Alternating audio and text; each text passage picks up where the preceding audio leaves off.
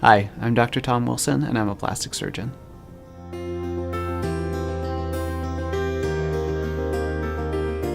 The thing I bring to the practice is a background in craniofacial reconstruction, which I think opens doors to patients at the university in terms of, complex facial injuries or complex cancer, removals that need to be reconstructed, as well as kids who have, facial differences from birth that would otherwise be going to Boston or elsewhere can be cared for here at UVM and UVM Children's Hospital.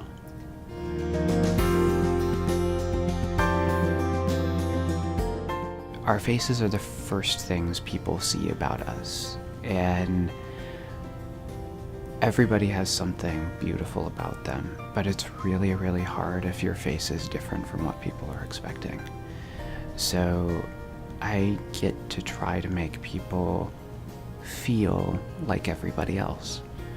And that's the goal. The key thing in my mind is not to try to make people feel quote unquote normal, because that's not for me to judge. It's just for me to help with their differences.